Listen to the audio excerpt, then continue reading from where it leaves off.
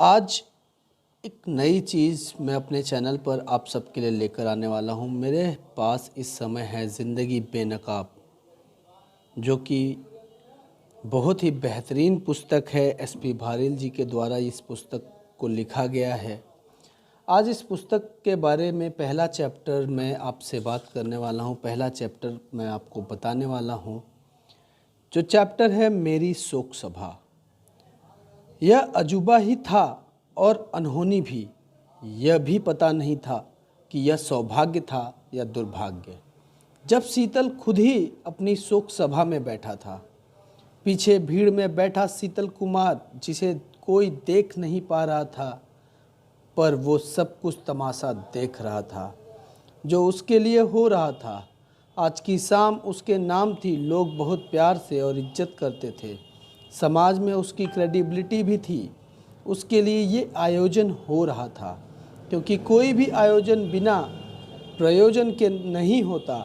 वो देख रहा था उसकी एक छोटी सी फ़ोटो, जो बहुत पुरानी थी, एक छोटे से स्टूल पर रखी थी।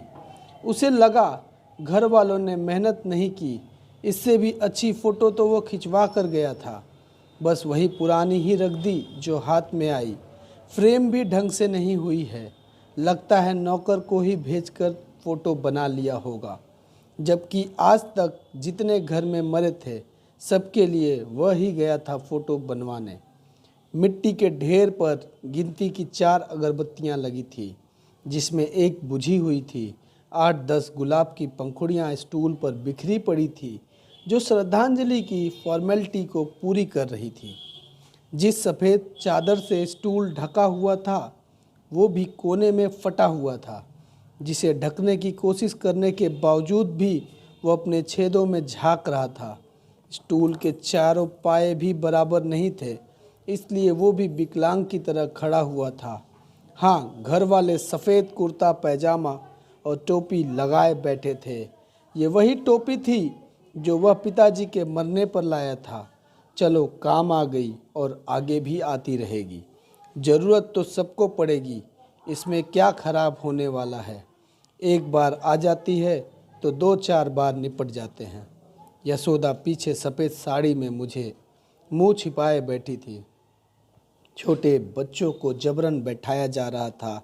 बार बार शीतल की फ़ोटो की तरफ इशारा करके वे समझने को ही तैयार न थे। सभा अपने समय से आधा घंटा देर से शुरू हुई। इस आधे घंटे में सब आपस में खुसुर फुसुर कर रहे थे और कुछ व्यस्त होने का नाटक कर रहे थे, तो कुछ अपने आप को गमगीन दिखाने की नाकाम कोशिश कर रहे थे। कुछ व्हाट्सएप पर आंखें गड़ाए हुए थे, तो कुछ फेसबुक पर अपनी उंगलियां घुमा रहे थे। इस मंजर को देखकर शीतल जान रहा था कि उसके जाने से कौन कितना वास्तव में दुखी है और कौन दुखी होने का नाटक कर रहा है, कौन वो नाटक भी नहीं कर रहा। शीतल आज खुश भी था और उत्साहित भी, क्योंकि उसे अपने बारे में कुछ ऐसी अच्छी अच्छी बातें और प्रशंसा सुनने को मिलने वाली थी। उसके गुणों की चर्चा होने वाली थी, उसकी विशेषताओं पर विवेचन होने वाला था, जो उसने आज तक सुनी नहीं थी। क्योंकि शोक सभा में तो लोग बस प्रशंसाओं का ही पुलिंदा बांधते हैं। लोग भी ना जिंदगी में सामने कुछ कहते नहीं।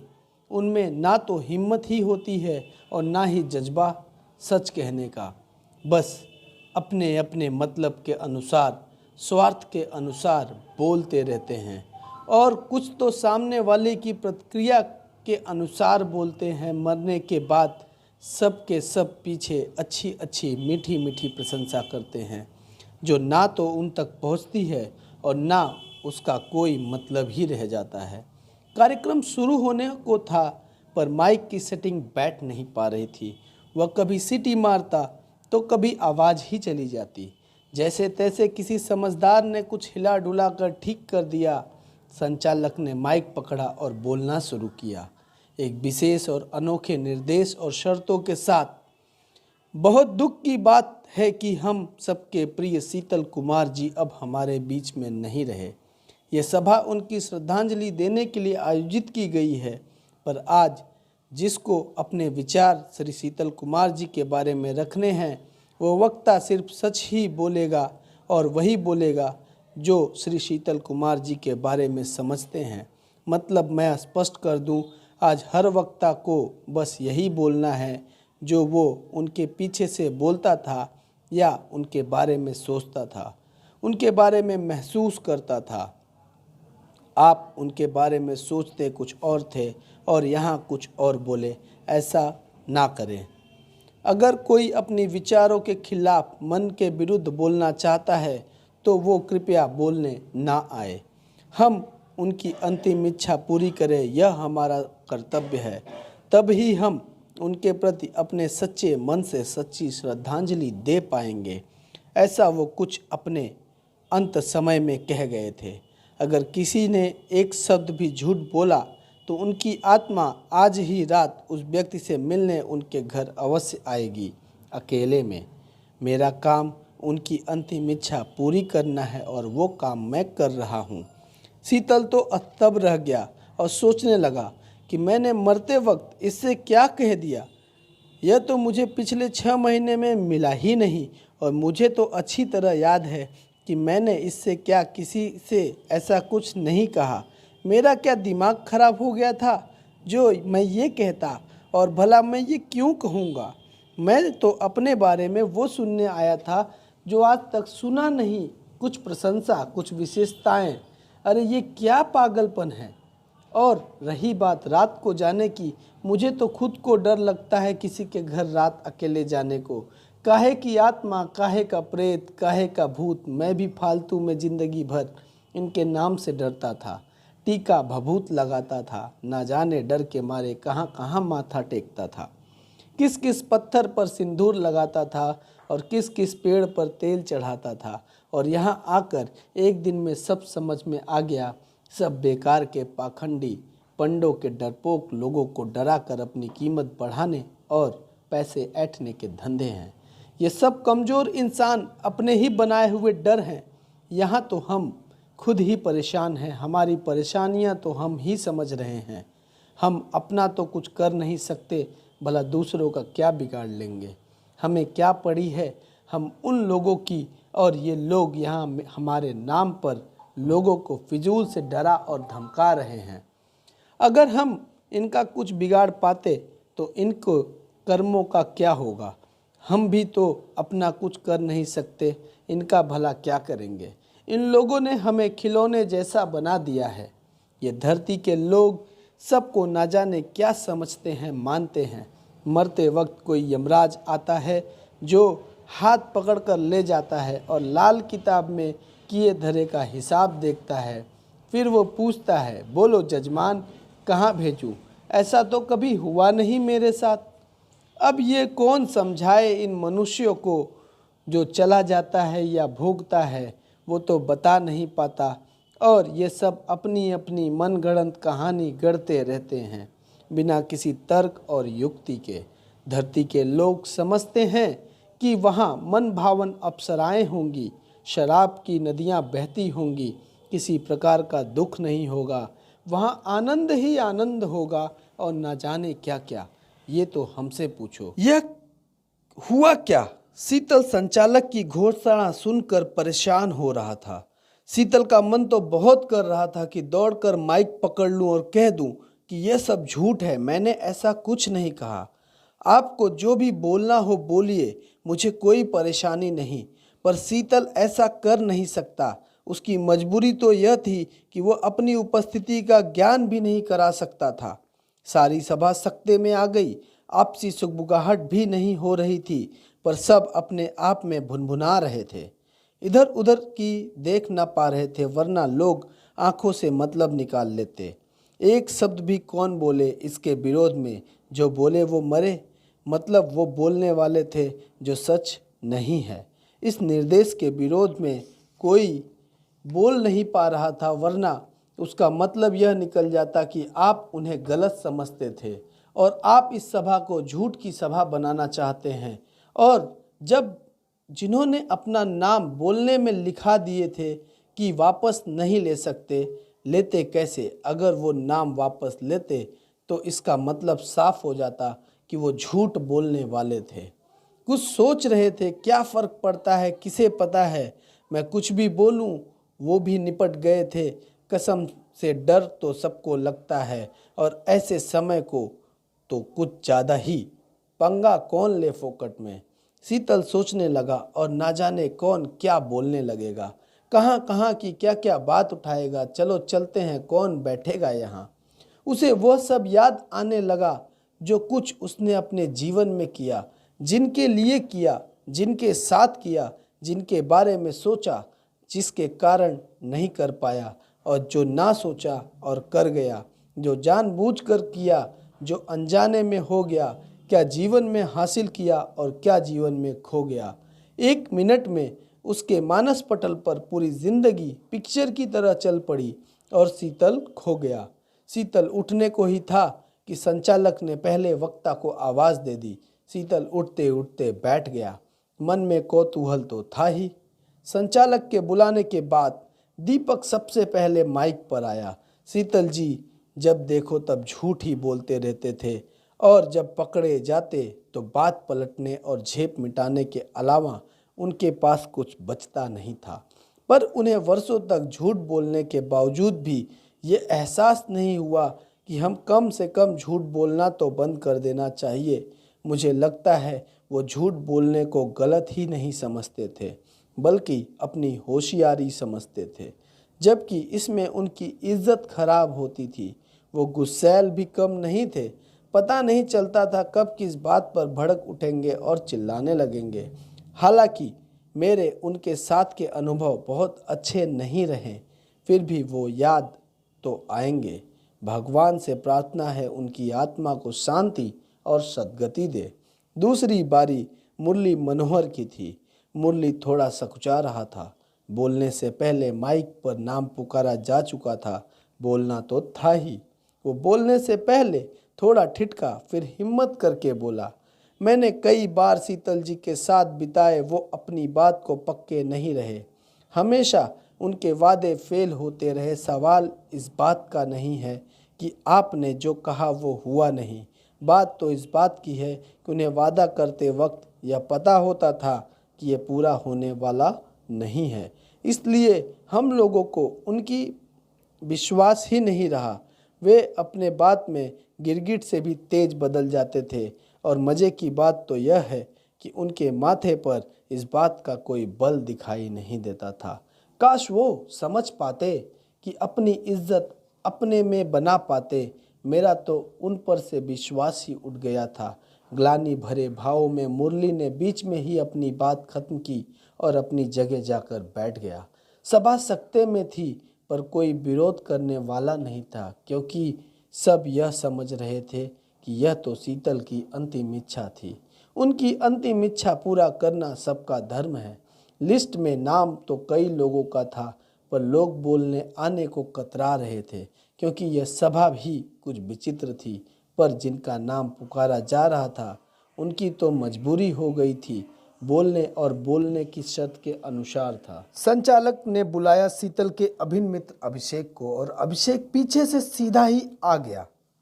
शीतल मेरा दोस्त तो बड़ा गहरा था, पर इसमें कोई शक नहीं कि उसे ना जाने किस बात का अहम था। अपने आप पर, अपने आगे किसी को कुछ कीमता ही नहीं था। धीरे धीरे तो उसकी चाल में टेढ़ापन और बातों में गुरूर आ गया था। उसकी बातों में मायाचारी और कपटा टपकने लगी थी।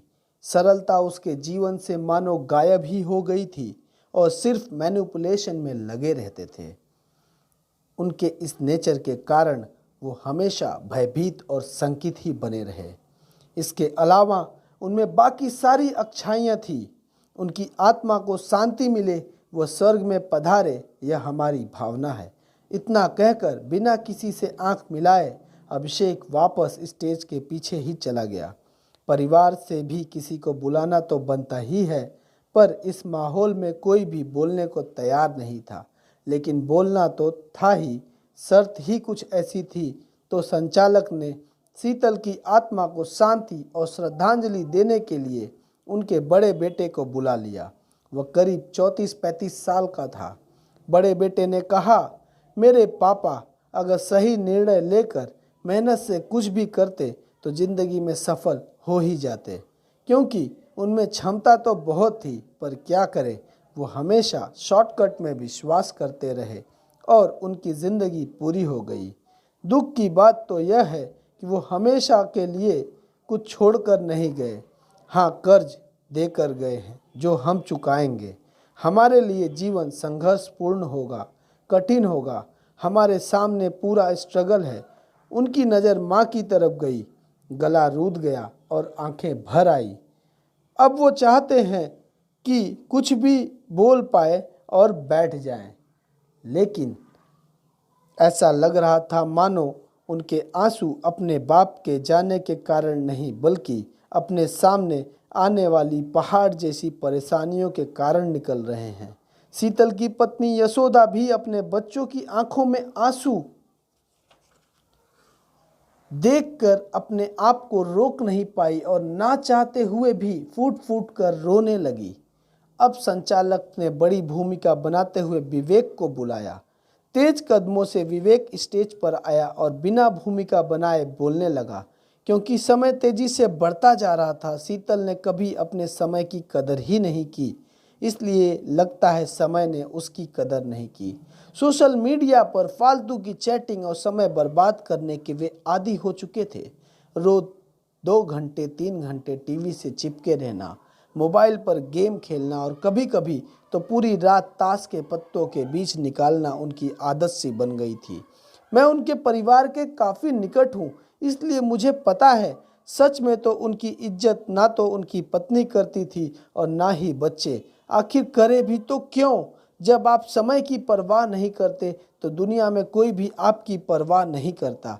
इज्जत कभी मांगने से नहीं मिलती, इसे कमाना पड़ता है और कमाने का सबसे सही तरीका है अपने समय की कदर करो, दुनिया आपकी कदर करने लगेगी। वास्तव में इस लाइन की बात बहुत गहरी छुपी है, पर दुर्भाग्य ही है कि व्यक्ति इंटरटेनमेंट के नाम पर या रिलेशन के नाम पर अपना बेशकीमती समय बर्बाद करता रहता है और समझता है कि मैं एंजॉय कर रहा हूँ।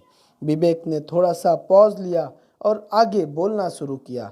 शीतल जी को दुनिया की इतनी जानकारी थी कि आप किसी भी टॉपिक को छेड़ दें वो पीछे नहीं हटेंगे, पर दुनिया के हर क्षेत्र की इतनी जानकारी इकट्ठी करने की क्या पड़ी थी उन्हें, जिसका वास्तविक लाभ ना तो उन्हें था ना उनके अपने लोगों को। लोग उनसे बात करके बोर हो जाया करते थे और पीछा छुड़ाने की कोशिश करते रहते थे। शीतल जी हमेशा अपनी नाकामी का सेहरा दूसरों पर और परिस्थितियों के माथे पर ढोते रहे। उन्हें इस स्वनिर्मित गम को भुलाने के लिए 2 से 4 पैग लगाने का बहाना मिल जाता तो इस युग को शांत समझने वाली कसर भी पूरी कर लेते। अध्यात्म और नैतिकता को वो बैकवर्ड समझते थे। बेझिझक विवेक बोलता ही जा रहा था। सच बताऊं तो उनसे ना तो उनके अपनों को कुछ फ़ायदा हुआ और ना ही सोसाइटी को। शीतल मेहनत का ढिढोरा तो बहुत पीटते थे, पर काम उनसे होता नहीं था। एक लाइन में कहूँ तो वो आलसी थे, पर मानते नहीं थे। यदि चाहते तो बहुत कुछ कर सकते थे, पर अपनी ज़िंदगी में ना तो कोई बड़ा सपना था, ना कोई बड़ा गोल, और ना ही कोई उद्देश्य और ना ही कोई दिशा। ईगो तो उनमें कूट कूट कर भरा था, जो उनकी बात और चाल से भी टपकता था। अंत में मैं कहना चाहता हूँ कि एक स्वार्थी मौका परस्त इंसान ने अपनी ज़िंदगी काट ली और आज हमें छोड़कर चले गए। भगवान उनकी आत्मा को शांति पहुँचाए, वे स्वर्गवासी हों और भगवान अगले जन्म में उन्हें कुछ सद्बुद्धि दे। विवेक का भाषण थोड़ा लंबा हो गया, पर दिल को छू लेने वाला था, इसलिए लोग रुचि लेकर सुन रहे थे और कुछ लोग अपने अंदर की ताक झांक कर रहे थे। कुछ बेसुध से सुन रहे थे तो कुछ को समझ नहीं आ रहा था, पर झूठ मूठ में गमगीन तो कोई भी दिखाई नहीं दे रहा था। यह जानते हुए कि उसे स्वर्ग मिलने वाला नहीं है, फिर भी सब उसे स्वर्ग पहुंचाने में लगे थे। कोरी भावना जताने में किसका क्या जाता है और किसी को कोई भी भावना से किसका क्या होता है। होता वही है जो उसके कर्मों के अनुसार उसका होना होता है। सभा में 5-7 लोग और बोलने वाले थे। सभा चल रही थी, पर शीतल तो शीतल मन ही मन सोचने लगा, जिंदगी भर जिसे मैं अपना एंटरटेनमेंट का साधन मानता रहा, उसे ये बर्बादी मान रहे हैं। जिसे मैं होशियारी और समझदारी समझता रहा, उसे ये चालाकी मान रहे हैं। जिससे मैं लोगों को पागल बनाना समझ रहा था, ये वादा खिलाफ़ी और बदमाशी समझ रहे हैं। जो कुछ भी कर के मैं अपने आप को मेहनती समझ रहा था, उसे ये सब आलसी बता रहे हैं। जिसे मैं अपनी जनरल नॉलेज समझकर गर्व करता था, अपना ज्ञान बांटता था, उसे ये पंचायती और नाकाम समझ रहे हैं। जिन चीज़ों को मैंने कोई कदर नहीं की, दुनिया के लिए इतनी महत्वपूर्ण है। शीतल मन ही मन बुदबुदा रहा था, हे भगवान, क्या क्या नहीं कह दिया इन लोगों ने। अच्छा रहा और नहीं बोले, पर कुछ भी हो, शीतल अपने बेटे की बात सुनकर अंदर तक हिल गया। आप वो नहीं हैं जो आप अपने आप को समझते हैं, क्योंकि आप तो हमेशा अपने आप को सही ही समझते हैं, दूसरों को गलत। उसके लिए आप दुनिया के यूनिवर्सल सिद्धांतों को भी तोड़ मरोड़ लेते हैं, उन्हें अपने हिसाब से ढाल लेते हैं और अपने आप को दूसरे के सामने नहीं बल्कि अपने सामने ही सिद्ध करने लगते हैं या कौन किसको धोखा दे रहा है। वास्तव में तो जिंदगी ने अपने कार्यों और दिनचर्या को आध्यात्मिक सिद्धांत, ईमानदारी, सत्यनिष्ठा, नैतिकता, लोक व्यवहार और कानून के अनुरूप तौलना चाहिए, बिना किसी की परवाह किए। दुर्भाग्यपूर्ण यह है कि हम दुनिया की परवाह करते हैं या जीवन के सिद्धांतों की बलि चढ़ा देते हैं।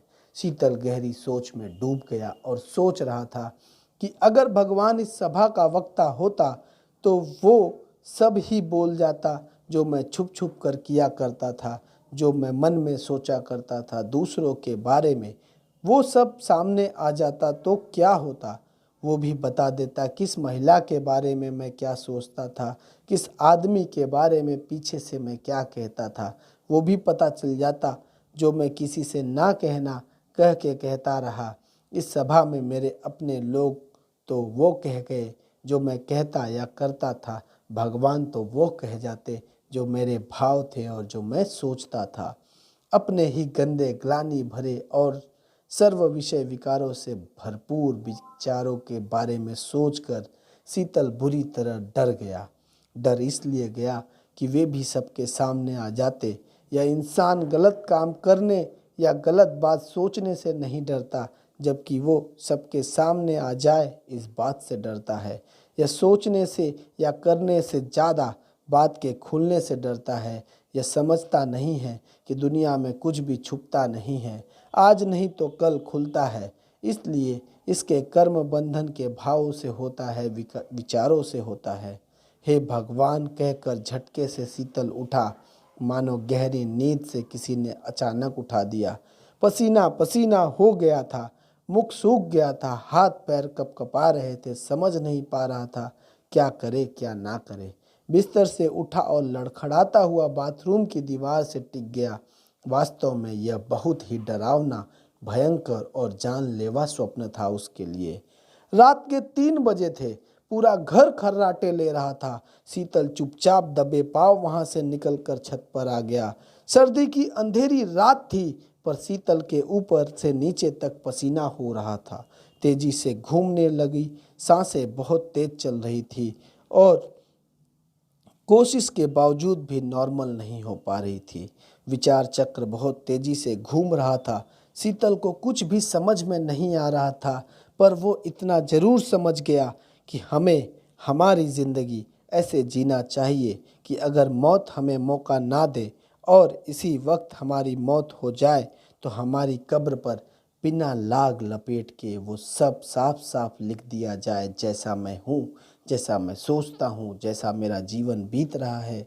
तो क्या वो पढ़ने के लिए, सुनने के लिए मैं तैयार हूँ? क्या भगवान दुनिया के सामने मेरे सारे उन विकल्प जालों को, विषय भाव को खोल दे, जैसा मैं प्रतिपल सोचता रहा हूँ, तो क्या मैं उनका सामना करने के लिए तैयार हूँ?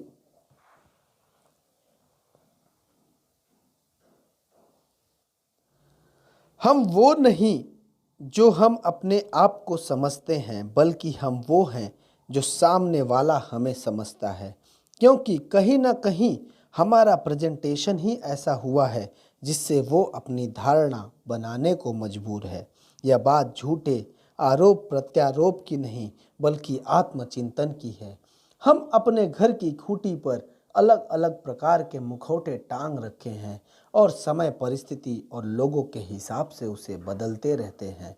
हम भी बदल जाते हैं, हमें पता नहीं होता हमारा असली चेहरा कौन सा है। हम असली इंसान कौन हैं, हम अपने आप में ही खो जाते हैं और अपनी असली पहचान ही भूल जाते हैं। हम ही अपने ऊपर लोगों को और परिस्थितियों को देखकर अलग अलग रंग चढ़ा लेते हैं और अपना असली रंग भूल जाते हैं। हम परिस्थितियों के अनुसार जीवन के सिद्धांतों को बदलते रहते हैं। सिद्धांत तो अपरिवर्तनशील होने चाहिए और परिस्थितियों को उनके अनुसार ढालना चाहिए, जिससे प्रतिकूल परिस्थितियां जीवन के सिद्धांतों से मिलकर अनुकूल हो जाए। पर हम आसान काम करते ही नहीं, क्योंकि सही को समझना पड़ता है, उसको जीतना पड़ता है, इंद्रियों को काबू करना पड़ता है, आदतों को काबू करना पड़ता है। आसान काम आकर्षित करता है और सही काम में कष्ट होता है। दुनिया में भी कोई चीज़ आसानी से नहीं मिलती, उसके लिए भी उसकी कीमत चुकानी पड़ती है। जो आसान दिखाई देती है वो भ्रम होता है, वो सब पता चलता है जब सब बिखर जाता है। आसान काम तत्कालिक आराम या सुख दे सकता है, पर बहुत पीड़ित कर देता है। सही काम सिद्धांतों की मजबूत बुनियाद पर टिका काम कदाचित तत्कालिक थोड़ी तकलीफ दे सकता है, पर जीवन भर सुख देता है। बुरी बातों को पालना आसान है, पर उसके साथ जीना मुश्किल है। अच्छी आदतों को पालना मुश्किल है, पर उसके साथ जीना आसान है।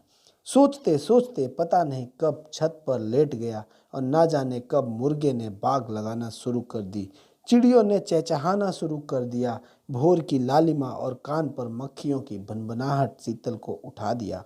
आज शीतल के लिए नई सुबह थी, नया दिन था, नई ऊर्जा थी, नई जिंदगी थी। मानो शीतल का आज नया जन्म हो गया, आमूल चूल परिवर्तन हो गया उसमें। सबसे बड़ी बात यह थी, उसे लग रहा था कि उसकी जिंदगी की शुरुआत मानो आज हुई है। एक स्वप्न ने ही परिणाम बदल दिए शीतल के, सोच बदल दी शीतल की, व्यवहार बदल दिया शीतल का, जिंदगी की बदल दी शीतल की। ओजस्वी दृढ़ संकल्पी शीतल ने किया अपने आप में आमूल चूल परिवर्तन। उसने बढ़ा दिए अपने कदम एक सार्थक, अर्थपूर्ण और महत्वपूर्ण जिंदगी के लिए, इस प्रतिज्ञा के साथ कि मेरे मरने के बाद मुझे कोई याद करे या ना करे, पर मेरी जगह तो खाली हो जाए और लोग मेरी कमी महसूस करें। हम जिंदा रहो, भले ही उपस्थिति कम हो, लेकिन जब दुनिया से जाऊं तो मेरी शून्यता शोर मचाए। मैं इस जीवन में रहकर भी अपने अगले जन्मों का काम कर लूं, जो वर्तमान में मेरे प्रति समय के परिणामों के द्वारा संभव है। कुछ पलों बाद शीतल ने अपने जीवन को कुछ शब्दों में बांध दिया और एक यथार्थ कविता लिख दी। कविता इस प्रकार है। मेरे मुखौटे आज जब सुबह सुबह गया मैं आईने के सामने, मुझे लगा कोई आ गया मुझसे मिलने। मैं थोड़ा ठिठका, जरा सा अटका, फिर संभला, लगा मैं आईने को रगड़ने पोंछने और दोष देने। बदल दो इसे, यह कौन है, क्या दिखता है, क्या बतलाता है, मुझे नहीं पहचानता है। तभी पीछे से किसी ने चपत लगाई, मैं चौंका, घबराया, पीछे मुड़कर देखा, मुझे मेरी अंतरात्मा ने झकझोरा। मेरी पलक झपकपाई, अपने अंदर झांका, समझ आया मैं भूल गया हूँ अपना असली चेहरा। टांग रखे हैं ना जाने कितने मुखौटे मैंने अपने घर की खूंटी पर। जब जरूरत होती है जिसकी, मैं उठाता हूँ, पहनता हूँ, चल देता हूँ, फिर टांग देता हूँ अगले पल। फिर वही सिलसिला, उठाता हूँ, पहनता हूँ, चल देता हूँ, फिर टांग देता हूँ। खो गया हूँ मैं, लुप्त हो गया हूँ मैं, कहीं इन मुखौटों की भीड़ में। मेरा ना कोई अपना बचा है, ना कोई रंग बचा है, ना कोई सीमा, ना कोई समय बचा है, ना कोई विचार, ना कोई सिद्धांत बचा है। बचे हैं तो सिर्फ रंग बिरंगे तरह तरह के, हर एक के लिए अलग अलग, भिन्न भिन्न, ऊपर से सुंदर, अंदर से कटीले, चिकने चिकने रंग बिरंगे मुखौटे। हे, अब बस भी करो, थक गया हूँ मैं, उकता गया हूँ मैं, हर पल मरता हूँ मैं, इन्हें बदलते बदलते, संभालते संभालते, और भूल गया हूँ मैं अपना असली चेहरा, अपनी असली सुंदरता, अपना निर्दोष, अपनी मासूमियत और अपनी उत्कृष्टता, अपनी संवेदनशीलता, अपनी पारदर्शिता और अपनी सरलता। हाँ, मैं ऐसा ही हूँ, बिल्कुल ऐसा ही हूँ, अंदर बाहर से एक ही हूँ, निश्चल हूँ, निस्वार्थ हूँ, प्रकट होते हैं अनंत गुण, जिसमें ऐसा आत्मराम हूँ, पुरुषार्थी हूँ। इसलिए उखाड़ दिए सारे दुष्ट मुखौटे मैंने और त्याग दिया उन्हें पहनने वाले कायर विचारों को। हाँ, मेरे ही अपने कमजोर ख्यालों को। मैं निर्दोष हूँ, मासूम हूँ, उत्कृष्ट हूँ, संवेदनशील हूँ, पारदर्शी हूँ, सरल हूँ और दुनिया के लिए बेपरवाह हूँ। हाँ, मैं ऐसा ही हूँ, बिल्कुल ऐसा ही हूँ। और शुरू कर दिया शीतल ने अपना सफ़र।